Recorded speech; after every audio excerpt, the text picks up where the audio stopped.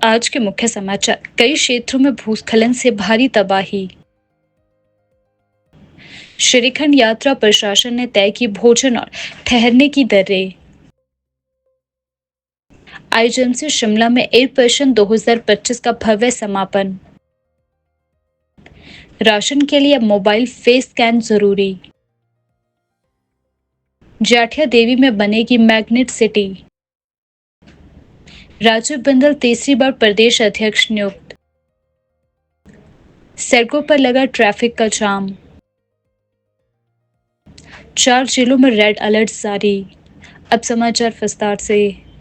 हिमाचल प्रदेश में मानसून की पहली भारी बारिश ने तबाही मचा दी है। मौसम विभाग ने राज्य के कांगड़ा, सोलन, सिरमौर और मंडी जिलों के लिए सोमवार 30 जून को रेड अलर्ट और अन्य इलाकों के लिए ऑरेंज अलर्ट जारी किया है। राज्य भर में मूसलाधार बारिश, भूस्खलन, बादल फटने और पेयजल, सड़क, बिजली व्यवस्था के चरमराने से हालत गंभीर हो गई है। रामपुर उपमंडल की सरपारा पंचायत में रविवार रात करीब 2 बजे बादल फटने से भारी नुकसान हुआ। प्रशासन मौके पर पहुंचा और नुकसान का आकलन किया जा रहा है। मुख्यमंत्री सुखविंदर सिंह सुक्खू ने 4 जिलों के उपायुक्तों को सभी स्कूल और आंगनबाड़ी केंद्र सोमवार को बंद रखने के निर्देश दिए हैं। मनाली और बंजार उपमंडल में भी स्कूल बंद रहेंगे। सिरमौर और कांगड़ा में भी सभी शिक्षण संस्थानों को बंद रखने की अधिसूचना जारी कर दी गई है। बारिश से 3 नेशनल हाईवे और 129 से अधिक सड़कें बंद हो गई है। कांगड़ा, शिमला और कुल्लू एयरपोर्ट में रविवार को सभी उड़ानें रद्द रही। 612 से अधिक ट्रांसफार्मर बंद हो गए, जिससे बिजली आपूर्ति बाधित हुई है। गाद भरने से शिमला की प्रमुख पेयजल योजना गुम्मा ठप हो गई, जिससे राजधानी में पीने की समस्या भी देखने को मिली। शिमला के भट्टाकुपर क्षेत्र में सोमवार सुबह 5 मंजिला मकान ढह गया। पार्षद नरेंद्र ठाकुर ने बताया कि यह हादसा 4 लेन निर्माण में गलत खोदाई के कारण हुआ है। गनीमत रही कि रात को ही मकान खाली करवा लिया गया था। कई अन्य भवनों में दरारें भी आ गई है और ढहने का खतरा मंडरा रहा है। संजौली, न्यू शिमला, कृष्णानगर, बीसेस और महली जैसे इलाकों में कई भवनों को खतरा हो गया है। महली में रात 3 बजे भूस्खलन से 2 सरकारी आवास खतरे की जद में आ गए। संजौली में मलबा मकान में घुसने से मां बेटी घंटों तक कैद रही। निर्माणाधीन क्षेत्रों में खुदाई के कारण मकानों की नींव पर लगे डंगे दरक गए हैं।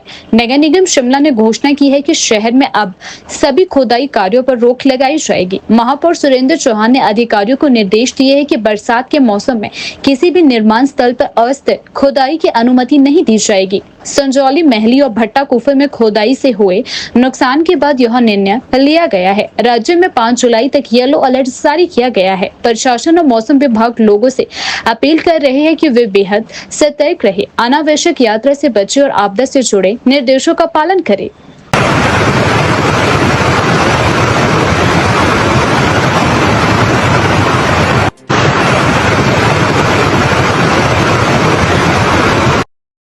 हिमाचल प्रदेश की राजधानी शिमला के निकट जाठिया देवी क्षेत्र में राज्य सरकार एक पर्यावरण अनुकूल मैग्नेट सिटी बसाने जा रही है। यह परियोजना लगभग 224 हेक्टेयर भूमि पर विकसित की जाएगी, जिसका उद्देश्य शिमला शहर पर जनसंख्या और अवसंरचना के बढ़ते दबाव को कम करना है। हिमाचल प्रदेश सरकार इस महत्वाकांक्षी परियोजना के लिए भूमि अधिग्रहण की प्रक्रिया शुरू करने जा रही है। जाठिया देवी में पहले से मौजूद 21 हेक्टेयर सरकारी भूमि के साथ साथ हिमाचल ग्रामीण और सोलन जिले के 9 गांवों की लगभग 213 हेक्टेयर निजी भूमि का अधिग्रहण किया जाएगा। मैग्नेट सिटी एक ऐसा स्मार्ट और सुव्यवस्थित शहर होता है जो निवेश, रोजगार, आवास और जीवन की गुणवत्ता के लिहाज से लोगों और कारोबारियों को आकर्षित करता है। इस तरह से शहरों का निर्माण आमतौर पर बड़े शहरों के बाहरी क्षेत्रों में किया जाता है ताकि महानगरों पर बोझ कम किया जा सके। सौर ऊर्जा आधारित शहर पूरी टाउनशिप को पर्यावरण के अनुकूल रखने के लिए सौर ऊर्जा अपशिष्ट प्रबंधन और स्मार्ट सार्वजनिक परिवहन की व्यवस्था की जाएगी। आवासीय परियोजना में पहले चरण में 119 फ्लैट 1 BHK, 2 BHK और 3 BHK बनाए जाएंगे। विला और इको रिजॉर्ट हेमोडा यहाँ आधुनिक विला और इको टूरिज्म को बढ़ावा देने के लिए इको रिजॉर्ट का भी निर्माण करेगा। टाउनशिप में उच्च गुणवत्ता वाली शिक्षा, स्वास्थ्य सेवाएं और किफायती आवास की व्यवस्था भी की जाएगी। परियोजना के लिए जिन गाँव की भूमि अधिग्रहित की जाएगी उनमें शामिल है मझोला, आंजी और दनोघर, शेल्डू और शेली बागी, पट्टी कयारगी, चानन और शिमला ग्रामीण और मझियारी सोलन शामिल है। पूर्व में वीरभद्र सिंह सरकार के दौरान इस परियोजना का प्रस्ताव तैयार किया गया था, लेकिन यह आधे में ही अटक गया। अब एक बार फिर इस परियोजना को पुनर्जीवित किया जाएगा। हालांकि इसके लिए केंद्र सरकार से 500 करोड़ रुपए की सहायता राशि प्रस्तावित थी, लेकिन वह अब तक जारी नहीं हो सकी है। हेमुडा के उपाध्यक्ष यशवंत ने बताया कि निर्माण कार्य इसी वर्ष के अंत तक शुरू करने का लक्ष्य रखा गया है। उन्होंने कहा, राजधानी शिमला पर बढ़ते बोझ को कम करने के लिए यह एक दीर्घकालिक समाधान है, बल्कि पर्यावरण के प्रति जिम्मेदार भी होगा। यह परियोजना शहर में शहरीकरण और आर्थिक विकास को नई दिशा दे सकती है। अब देखना होगा कि भूमि अधिग्रहण और फंडिंग की प्रक्रिया कितनी तेजी से पूरी होती है, ताकि यह महत्वाकांक्षी योजना जमीन पर उतर सके। शिमला के Indira Gandhi medical college IGMC में आयोजित एपर्सन 2025 सांस्कृतिक महोत्सव का समापन समारोह आज भव्य तरीके से संपन्न हुआ। इस अवसर पर हिमाचल प्रदेश के राज्यपाल शिव प्रताप शुक्ल ने मुख्य अतिथि के तौर पर शिरकत की और आयोजन की सराहना की। अपने संबोधन में राज्यपाल ने कहा, जैसे कहा जाता है कि हिंदुस्तान विविधताओं का देश है, वैसे ही आज इस मंच पर नृत्य और कला के माध्यम से देश की सांस्कृतिक विविधता को एक जगह साकार रूप से प्रस्तुत किया गया है। उन्होंने कहा, डॉक्टर केवल चिकित्सा तक सीमित नहीं रहते, वे समाज में मनोरंजन और सकारात्मक ऊर्जा का संचार करने में भी सक्षम है। कार्यक्रम में विभिन्न प्रकार की प्रस्तुतियां भी प्रस्तुत की गई। IGMC के छात्रों ने समापन समारोह में नृत्य, संगीत जैसे विविध सांस्कृतिक कार्यक्रम प्रस्तुत किए। एक्चुअली आप लोगों ने भी देखा, मैंने आज ये देखा और पहली बार मैंने देखा कि मेडिकल के स्टूडेंट न केवल चिकित्सा करने का काम कर रहे हैं, बल्कि लोगों के मन को मोहने का भी काम कर रहे हैं। उनका परफॉर्मेंस ऐसा रहा है कि दोनों को अगर जोड़ करके देखा जाए और जो परफॉर्मेंस उन्होंने किया उसमें पूरे भारत को दिखाने का काम किया। तो जो नारा प्रधानमंत्री ने दिया था, एक भारत श्रेष्ठ भारत, बच्चों ने अपने परफॉर्म में ये करके दिखा दिया कि एक भारत एक है और भारत श्रेष्ठ है। इस नाते मैं उन बच्चों को इसके लिए बहुत बहुत बधाई देता हूँ, शुभकामना देता हूँ। आगे वो चल करके, मैंने कि उनसे आग्रह भी किया, आगे वो चल करके दंत चिकित्सा ऐसा है कि लोगों के चेहरों पर मुस्कान लाता है।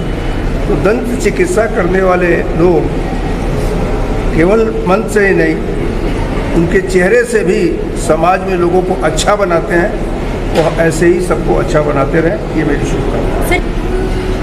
हिमाचल में पिछले कई वर्षों से ये स्थिति आ रही है और उसमें मुझे लगता है कि हम लोगों को भी सोचना चाहिए कि प्रकृति के साथ अधिक छेड़छाड़ न करें, और प्रकृति से अधिक छेड़छाड़ करने के नाते भी ये परिणाम आता है। और अब की बार तो प्रोडिक्शन भी यही है कि बारिश बहुत होगी, लेकिन जो कैजुअलिटी हुई है वह एक दुर्भाग्यपूर्ण क्षण है। उसके लिए हम संवेदना व्यक्त करते हैं उन लोगों के लिए जो नहीं रहे, और साथ साथ सभी लोगों से इस बात का आग्रह करते हैं कि कृपा कर करके वो लोग नदियों से, नालों से अपने को दूरी बनाए। राजधानी शिमला में इन दिनों सैलानियों की भारी भीड़ उमड़ने के कारण शहर की सड़कें जाम से जूझ रही है। खासकर शोगी से शिमला के बीच का लगभग आधे घंटे का सफर अब सवा घंटे तक पहुंच गया है। दिन भर इस मार्ग पर वाहनों की लंबी कतारें देखने को मिलती है, जिससे स्थानीय लोगों और पर्यटकों दोनों को खासा परेशान होना पड़ रहा है। सुबह और शाम के समय ट्रैफिक का दबाव चरम पर रहा। स्कूल आने जाने वाले बच्चों, कार्यालयों के कर्मचारी और पर्यटक सबसे अधिक प्रभावित हुए। सरकारी और निजी कार्यालयों में काम करने वाले कर्मचारी देरी से दफ्तर पहुंचे, वहीं छात्रों को समय पर स्कूल पहुंचना मुश्किल हो गया। शिमला पुलिस की टीमें दिन रात जाम से निपटने में जुटी है। अधिकारी बेवजह लगने वाले ट्रैफिक जाम को कम करने के प्रयास में हर संभावित उपाय कर रहे हैं। स्थानीय प्रशासन के अनुसार वाहनों की संख्या में अप्रत्याशित वृद्धि और संकरी सड़कों की वजह से यह स्थिति उत्पन्न हो रही है। शहर में फिलहाल पार्किंग की भी कमी है, जिससे सड़कों पर जाम और भी गंभीर होता जा रहा है। शिमला में ट्रैफिक जाम अब एक गंभीर समस्या बनता जा रहा है, जिसका समाधान केवल तात्कालिक प्रबंधन से नहीं बल्कि दीर्घकालिक योजनाओं से ही संभव है। प्रशासन ने कदम उठाने शुरू कर दिए हैं, लेकिन स्थानीय लोगों और पर्यटकों दोनों को सहयोग करना होगा ताकि पहाड़ों की यह रानी फिर से सहज यातायात के साथ सांस ले सके। सबसे कठिन धार्मिक यात्राओं में शामिल श्रीखंड महादेव यात्रा के दौरान यात्रियों से मनमानी दरों पर वसूली रोकने और सुविधाएं सुनिश्चित करने के उद्देश्य से श्रीखंड महादेव यात्रा ट्रस्ट निर्मल ने इस वर्ष यात्रा के दौरान भोजन और ठहरने की दरें तय कर दी है। यह यात्रा आगामी 10 जुलाई से 24 जुलाई तक आयोजित की जाएगी। एसडीएम निर्मल एवं ट्रस्ट के उपाध्यक्ष मनमोहन सिंह ने बताया कि यात्रा मार्ग के सभी पंडालों पर चाय, नाश्ता, परांठा, मैगी व बिस्तर की दरें निर्धारित की गई है। इन दरों से अधिक वसूली करने वालों पर कड़ी नजर रखी जाएगी और दोषी पाए जाने पर जुर्माना व सख्त कार्यवाही भी की जाएगी। एसडीएम मनमोहन सिंह ने स्पष्ट कहा है कि यात्रियों की सुविधा और सुरक्षा हमारी प्राथमिकता है। सभी व्यापारी प्रशासन द्वारा तय दरों का सख्ती से पालन करें। किसी भी प्रकार की लूट को बर्दाश्त नहीं किया जाएगा। ट्रस्ट ने सभी श्रद्धालुओं से अनुरोध किया है कि वे सरकारी दरों पर ही सामान खरीदें और किसी भी अनियमितताओं की जानकारी तुरंत स्थानीय प्रशासन या ट्रस्ट के प्रतिनिधियों को दें। हिमाचल प्रदेश में भारतीय जनता पार्टी भाजपा को एक बार फिर डॉक्टर राजीव बिंदल के रूप में नया प्रदेश अध्यक्ष मिल चुका है। बिंदल अब तीसरी बार हिमाचल भाजपा के प्रदेश अध्यक्ष बने हैं, जो कि अपने आप में एक रिकॉर्ड है। उनकी नियुक्ति की औपचारिक घोषणा आज शिमला में एक प्रेस वार्ता के दौरान की गई। डॉक्टर बिंदल के नाम का प्रस्ताव भाजपा के 3 वरिष्ठ नेताओं नेता विपक्ष जयराम ठाकुर, पूर्व केंद्रीय मंत्री एवं सांसद अनुराग ठाकुर तथा पूर्व मंत्री गोविंद ठाकुर द्वारा संयुक्त रूप से किया गया। पार्टी की आंतरिक प्रक्रिया के तहत इनके द्वारा 3 सेट में नामांकन प्रस्तुत किए गए, जिससे उनके चयन को सहमति प्राप्त हुई। डॉक्टर राजीव बिंदल इससे पहले 2020 में 4.5 महीने के लिए, फिर वर्ष 2023 में अब तक 2 बार प्रदेश अध्यक्ष रह चुके हैं। अब तीसरी बार उन्हें यह जिम्मेदारी सौंपी गई है, जिससे स्पष्ट है कि पार्टी नेतृत्व पर उनके अनुभव व संगठनात्मक क्षमता पर भरोसा जताया जा रहा है। डॉक्टर बिंदल के अध्यक्ष बनने की खबर से प्रदेश भर के भाजपा कार्यकर्ता में उत्साह की लहर दौड़ गई है। पार्टी कार्यालय और सोशल मीडिया पर बधाइयों और शुभकामनाओं की बाढ़ आ गई है। तो अब मैं आपकी जानकारी के लिए बता दूं कि हमारे पास प्रदेश अध्यक्ष के लिए केवल एक ही नाम के 3 सेट प्राप्त हुए हैं। एक सेट का अनुमोदन आदरणीय जयराम ठाकुर जी के नेतृत्व में सभी विधायक दल के सदस्यों ने किया।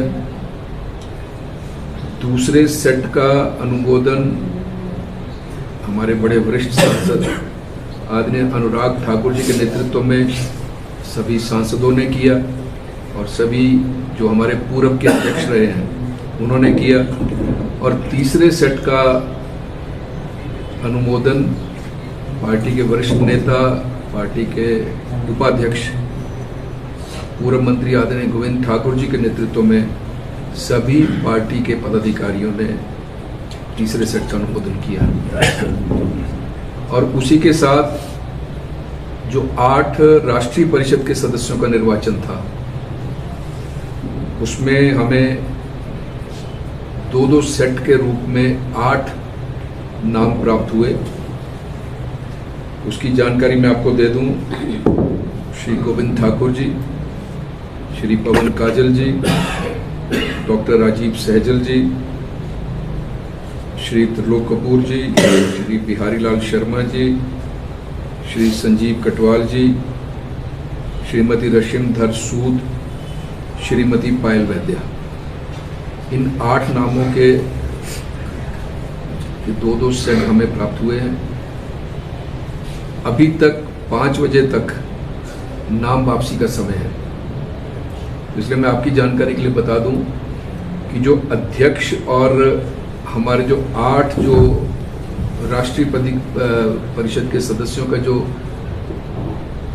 प्रस्ताव हमें प्राप्त हुए हैं, उनकी विधिवत घोषणा कल पीटर हॉफ में 11 बजे केंद्र की ओर से श्रीमान हमारे जो केंद्रीय मंत्री हैं डॉक्टर जितेंद्र जी, वो आकर इनकी विधिवत घोषणा प्रदेश अध्यक्ष की भी और राष्ट्रीय परिषद के 8 सदस्यों की भी घोषणा करेंगे। तो मुझे जो एक नाम प्राप्त हुआ है प्रदेश अध्यक्ष के रूप में, जो प्रस्ताव प्राप्त हुआ है वो श्रीमान डॉक्टर राजीव बिंदल जी का प्राप्त हुआ है, जिनके समर्थन में मैंने आपको पहले भी कहा कि 3 सेट आदरणीय जयराम ठाकुर जी के नेतृत्व में, आदरणीय अनुराग ठाकुर जी के नेतृत्व में और आदरणीय गोविंद ठाकुर जी के नेतृत्व में प्राप्त हुए।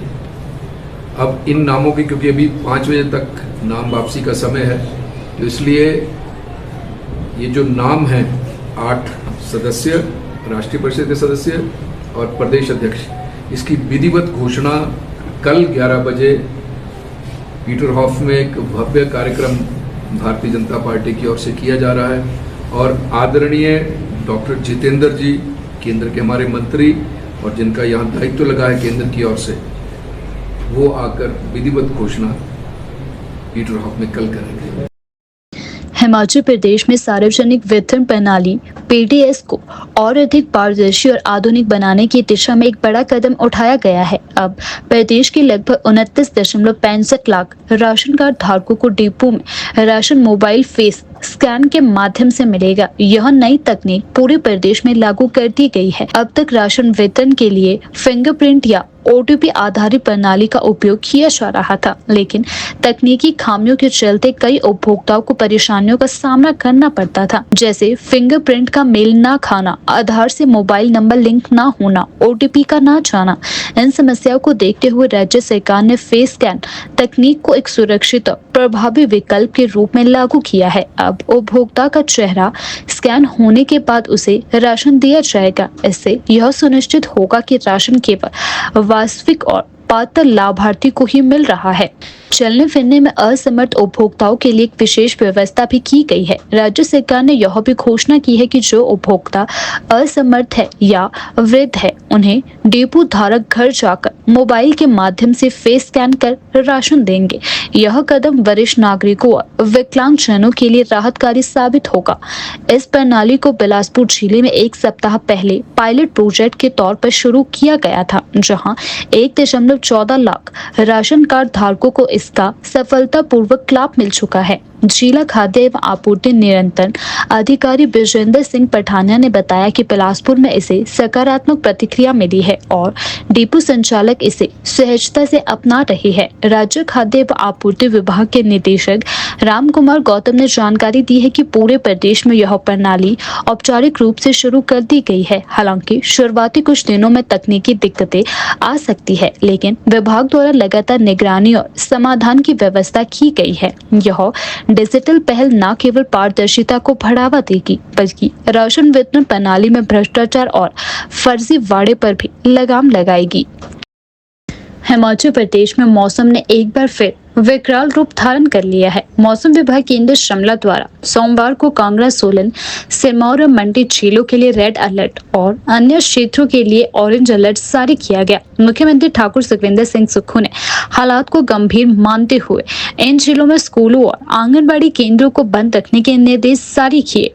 कांगड़ा, सिरमौर, सोलन और मंडी में सभी स्कूल और आंगनबाड़ी केंद्र सोमवार को बंद रहे। मनाली और बंजार उपमंडल में भी स्कूल और अन्य शिक्षण संस्थान बंद रहे। राज्य सरकार ने 5 जुलाई तक येलो अलर्ट जारी किया है।